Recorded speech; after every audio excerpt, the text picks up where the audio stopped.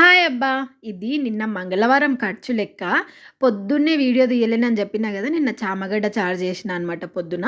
ఇంకా మధ్యాహ్నం అయితే అన్నం తినేసిన తర్వాత ఇడ్లీ రవ్వ గూడా నానేసుకున్నా అనమాట. ఇంకా సాయంత్రం వచ్చేసి ఇడ్లీ రవ్వ నీళ్ళని ఒంపేసి మినపప్పులోకి కొంచెం అన్నమేసి మిక్సీ పట్టేసుకున్నా. ఇడ్లీ రవ్వ కలిపి పక్కకు పెట్టేసుకున్నా. ఇంకా సాయంత్రం వంటకొచ్చేసి ఇవాళ చామగడ్డ చారు చేసినా కాబట్టి అన్నం, చామగడ్డ చారు కొంచెం మిగిలిపోయినాయి. ఇంగా 3 రొట్టెలు చేద్దాం అది సరిపోతదిలే అనుకున్నా. సరే అనేసి 3 రొట్టెల పిండైతే పిసుక్కున్నా. నా బిడ్డ వచ్చేసి నాకు రొట్టె అని అడిగింది.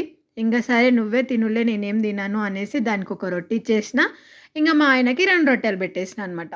ఇంక అదొచ్చేసి ఆకలంటది సాయంత్రం కాంగానే. ఇంగ వాళ్ళు తినేసేసరికి నేను గూడా అన్నం ఏసుకొని చామగడ్డ కూరేసేసుకొని తినేసినా అనమాట. ఇవాళ ఖర్చు ఏమీ లేదండి మంగళవారం. పొద్దున్నుంచి ఏం ఖర్చులు పెట్టలే సరే కానీ మీరొక లైక్ చేయండబ్బా!